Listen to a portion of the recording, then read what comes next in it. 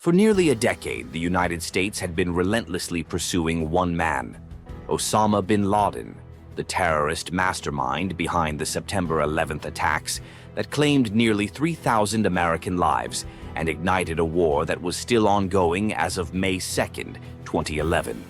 Despite the U.S. military's success in toppling the Taliban, the regime that had provided refuge to bin Laden at the time of the attacks, the elusive leader himself had evaded capture or death. That, however, was on the verge of changing. The CIA had been on the hunt for bin Laden's secret hideout for years, but he had proven to be a master of evasion. After slipping out of Afghanistan, which was under U.S. control, he managed to find sanctuary in Pakistan, a country with vast mountainous and rural regions where government authority was minimal. These remote areas provided the perfect cover for bin Laden to remain undetected. For years, U.S. intelligence agencies scoured for clues, but their efforts finally bore fruit in 2010. A lead directed them to a suspicious compound in Abbottabad, Pakistan. This lead was the breakthrough they had been waiting for. The CIA immediately began to gather surveillance footage of the compound, analyzing every detail to determine the most effective way to breach it. The operation that followed became one of the most complex and delicate intelligence-gathering missions in U.S. history. The compound was not only fortified but also located deep within enemy territory, making any direct action extremely risky. The U.S. had to depend heavily on local intelligence sources to gather critical information. Over several months, they monitored the three-story building, meticulously mapping out its structure and daily routines. Despite their extensive surveillance, many questions remained unanswered. They knew the layout of the compound and observed the daily patterns of its inhabitants, but they still lacked definitive proof that bin Laden was inside. The stakes were incredibly high and the margin for error was slim. The U.S. needed to be absolutely certain before launching any kind of operation. The mission required precision, stealth, and the element of surprise. Any misstep could result in a failure to capture or kill bin Laden, or worse, could trigger a political and diplomatic crisis with Pakistan. The planning process was exhaustive, with every possible scenario considered and contingency plans put in place. As the operation date approached, the tension and anticipation among those involved reached a fever pitch. They were about to attempt something that had eluded the world's most powerful nation for nearly 10 years. The final chapter in the hunt for Osama bin Laden was about to be written. Osama bin Laden had been known for his extreme secrecy, making it incredibly difficult for the CIA to obtain any visual confirmation of his presence at the compound in Abbottabad. Despite extensive surveillance, they were never able to capture an image of him entering or exiting the building. This left much of their intelligence circumstantial, but after months of careful observation, they reached the conclusion that this was indeed the location where bin Laden was hiding. With this belief solidified, the time had come to act. On April 29th, President Barack Obama was briefed in detail about the proposed operation. There was significant skepticism within his security team. The risks were enormous. If the operation failed, it could result in the deaths of some of the United States' most elite soldiers or leave them trapped behind enemy lines. Such an outcome would not only be a tragic loss of life, but could also lead to the exposure of highly sensitive U.S. intelligence if the soldiers were captured and interrogated. Moreover, there was still a lingering doubt about whether bin Laden was actually in the compound. Was the potential reward worth the risk? President Obama thought so. Despite the concerns, he gave the green light for what would become known as Operation Neptune Spear. The operation would be executed by SEAL Team 6, an elite unit within the Navy SEALs that answers directly to the Joint Special Operations Command. This team is tasked with some of the most sensitive and dangerous missions the U.S. undertakes, including counterterrorism, special espionage, and direct action against high-value targets like Osama bin Laden. The mission briefing made it clear. This was a capture or kill operation. Although the US officially holds a policy against killing an enemy who has surrendered, no one involved in this mission believed that bin Laden would ever surrender peacefully. Planning for the mission had been underway for nearly a year, ever since the intelligence reports had started to trickle in. Numerous strategies were considered. The simplest option would have been a joint operation with the Pakistani military, but the relationship between the US and Pakistan was fraught with distrust. There was a genuine concern that if the Pakistani government were informed, bin Laden might be tipped off and escape once again. Another option was to strike the compound with stealth bombers, which could obliterate it and potentially kill bin Laden in the process. However, this approach left too much uncertainty. There would be no way to confirm his death, and bin Laden had a history of slipping away from US forces at the last moment. Ultimately, the decision was made to go in the old-fashioned way, a direct raid by SEAL Team 6. To get SEAL Team 6 into the compound without being detected, the US planned to use modified Black Hawk helicopters. These aircraft were designed to operate quietly and evade radar detection, crucial for avoiding confrontation with the Pakistani military, which had been trained and equipped by the US. The plan was to reach the compound, neutralize the target, and then retreat swiftly before the Pakistani forces could respond. On May 1st at 1:22 p.m., Defense Secretary Leon Panetta received the go-ahead from President Obama and ordered Admiral William McRaven to proceed with the mission. Within 2 hours, President Obama and his national security team assembled in the Situation Room to monitor the operation in real time, watching night vision images transmitted from a drone hovering above the compound. The 24 Navy SEALs assigned to the mission were temporarily placed under the control of the CIA. This technicality ensured that the operation would not be classified as a military mission and thus not considered an act of war, which was a critical diplomatic consideration. These next few minutes would be some of the most critical in modern US history, and for the SEALs on the ground, every second would be vital. While the 24 SEALs would be the ones to physically breach the compound, the entire operation involved 79 commandos and one highly trained dog. The dog, a Belgian Malinois named Cairo, was an essential part of the team, trained to detect any sudden activity such as the approach of Pakistani military forces or attempts to escape the compound. Backing up the core team were additional personnel, including a dog handler, interpreters, pilots, intelligence agents, and technical experts, all crucial for the mission's success. However, the success or failure of Operation Neptune Spear ultimately rested on the shoulders of the men who would storm the compound. A single mistake could doom the mission and have far-reaching consequences for US national security and international relations. The stakes had never been higher. At approximately 3:30 a.m., give or take a few minutes, 2 helicopters began their descent upon the Abbottabad compound, while additional helicopters remained on standby in case they were needed. These 2 aircraft were tasked with executing the primary mission. Flying close to the ground, the stealth Black Hawk helicopters hovered over the compound.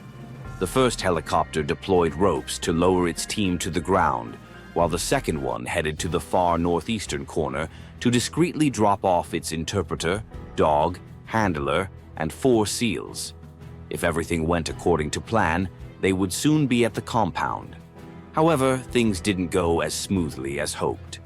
Although the helicopters remained undetected and did not encounter hostile fire, Mother Nature intervened. The first helicopter encountered a vortex ring state, an air phenomenon triggered by higher-than-expected temperatures that created an air vortex. As a result, the rotor's air pressure failed to diffuse properly, causing the helicopter to lose balance and graze the back of the compound wall. The tail rotor sustained serious damage, and the helicopter began to roll over. The quick-thinking pilot drove the helicopter into the ground nose first, preventing a total collapse. Despite the rough landing, The SEALs and crew were able to escape unharmed. The pressing question now was whether this mishap had compromised their secret mission. The answer appeared to be no, as there was no indication of aggression from the compound. The SEALs had managed to endure a crash landing without being detected. The helicopter was secure against the compound walls, and the other helicopter had safely landed outside the compound. The remaining team members were scaling the walls, and soon the entire team was reunited. The next step was breaching the compound, a task that fell to the SEALs explosives team. Speed was crucial. They needed to get inside quickly and overwhelm the people within with shock and awe. The external preparation was critical, but once they were inside, every second would count. 10 years of searching had led to this moment. At 3:33 a.m. to penetrate the security, the SEALs used portable explosives to blow open the doors of the compound's guest house one by one. They successfully breached the compound and began storming up the stairs. The first room they encountered on the first floor contained 2 adult males, but neither was Osama bin Laden. Although these men were detained, they weren't the primary target. More disturbingly, each floor seemed to house small groups of children, revealing that this wasn't just a terrorist compound. It was also a home where the terrorists kept their families, indifferent to the danger they were placing them in. With each floor the SEALs ascended, the threat level increased. By 3:35 a.m., reports of the following events may vary. As the SEALs reached the second floor, they encountered more resistance. It was here that they found bin Laden's courier, Abu Ahmed al-Kuwaiti. SEAL Mark Owen would later write a controversial book on the ensuing firefight, claiming that al-Kuwaiti was armed and fired at the SEALs. Although one SEAL was lightly injured, they returned fire, killing the courier. However, intelligence sources later suggested that the SEALs had managed to surprise the man after cutting power to the compound, eliminating him without resistance. What was clear, however, was that the SEALs still hadn't encountered their primary target. At 3:37 a.m., it was time to ascend once more, and the resistance grew fiercer the deeper the SEALs moved into the house. They had already encountered the courier along with his brother and wife, and all enemies had either been killed or captured. As they moved up the staircase, they confronted another adversary, one who offered a glimmer of hope. After neutralizing the al-Qaeda soldier, the SEALs identified him as one of Osama bin Laden's sons, one of the many progeny who had followed in his father's footsteps. This discovery raised their hopes, suggesting that bin Laden himself might be close by. By 3:39 a.m., only one floor remained to be breached, the third floor. The SEALs braced themselves for another potential letdown. While it was clear this was a high-level al-Qaeda compound, bin Laden had a history of staying one step ahead of his pursuers, and he could be long gone by now. But as the SEALs breached the third floor, it quickly became evident that this time was different. In the main room on the third floor, they found Osama bin Laden, apparently unarmed and dressed in the loose-fitting tunic he often wore in his propaganda videos. The SEALs got their first glimpse of him as he poked his head out of the bedroom. Seizing the moment, they immediately fired, wounding him. However, bin Laden managed to retreat into the bedroom, with the SEALs in pursuit. The room contained several of bin Laden's female relatives, including multiple wives. One of the women advanced toward the SEALs as if charging, prompting them to quickly shoot her, wounding her as they pushed forward toward bin Laden. At this point, the terror leader had nowhere left to run, and America's most elite soldiers were just outside his door. What happened next is subject to varying reports. Matt Bissonette, one of the SEALs on the mission, claimed that bin Laden was mortally wounded by the initial shots as they approached. His wives attempted to shield him, forcing the SEALs to act cautiously, as any one of them could be carrying an explosive device. However, when they pushed past the women, they found bin Laden on the ground, fatally wounded. As he made a move, they fired multiple shots, ensuring that the terror leader was neutralized for good. However, another SEAL, Robert J. O'Neill, offered a dramatically different account of the events. According to O'Neill, bin Laden may have been wounded, but was far from neutralized. In his version, bin Laden was strong enough to grab one of the women in the room, using her as a human shield. As he pushed the helpless woman toward the SEALs, O'Neill swiftly fired 2 shots directly into bin Laden's forehead, killing him. Which report is accurate? The Navy after-action report leans toward Bissonnet's version of events. And just like that, one of the most notorious enemies of the United States was no more. The SEAL team radioed back, "For God and country, Geronimo, Geronimo, Geronimo," officially confirming that the enemy had been killed in action. The entire operation had taken less than 15 minutes from the landing to the elimination of Osama bin Laden, making it one of the most efficient missions in U.S. military history. Remarkably, it was completed without a single death or serious injury to the entire Navy SEAL team. Watching from the Situation Room, President Obama uttered the words the entire White House team had been waiting to hear. "We got him." But the mission wasn't over just yet. At 3:55 a.m., the SEAL team members quickly sprang into action, securing bin Laden's body and moving it downstairs. Although they would be exiting shortly, there was still some extensive cleanup work to do. The compound could be a source of vital intelligence, so they thoroughly searched the room and surrounding area. They found 2 weapons in the room, an assault rifle and a pistol. But the efficient team had neutralized bin Laden before he could reach them. The weapons weren't even loaded, indicating that the Al-Qaeda leader was not expecting a firefight. But there remained the issue of the other residents. Almost everyone who had engaged the U.S. troops with weapons had been killed, but the compound was still full of civilians. The U.S. had no desire to take all the women and children found there into custody, so they restrained them non-violently and left them outside the compound to be found by Pakistani forces. Most didn't resist, with the exception of bin Laden's injured wife, Amal Ahmed Abdul Fattah.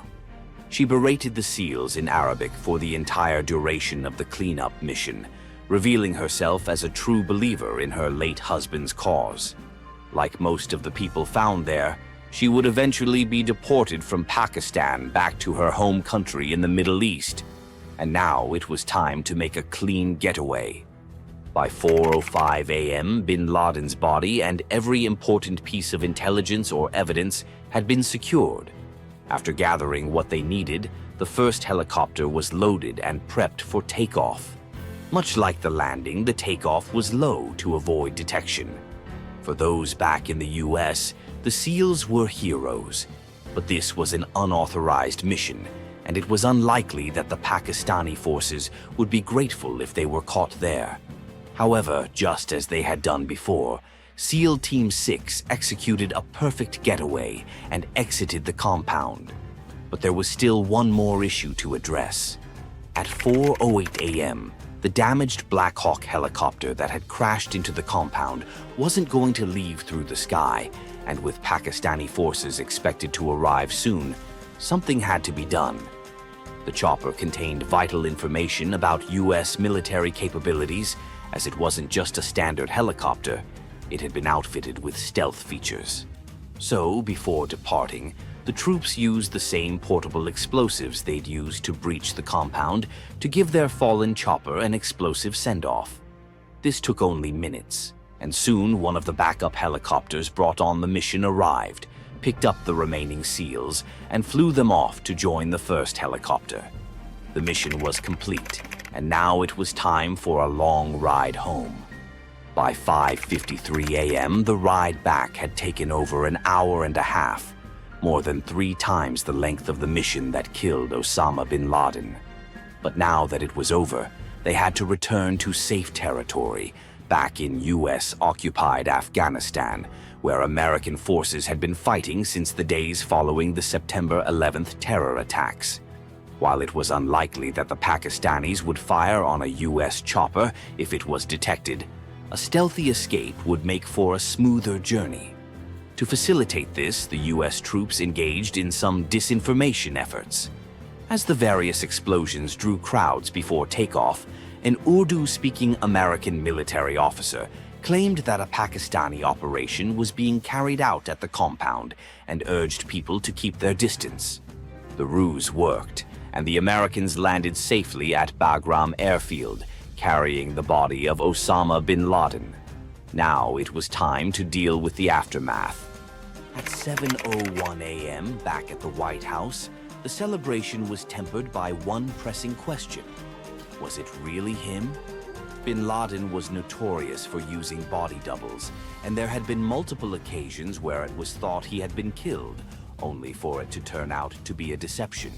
So everyone waited anxiously for the results of the preliminary examinations of the corpse. Over an hour after the SEALs arrived in Afghanistan, a new report came in confirming that the notorious rogue was indeed dead.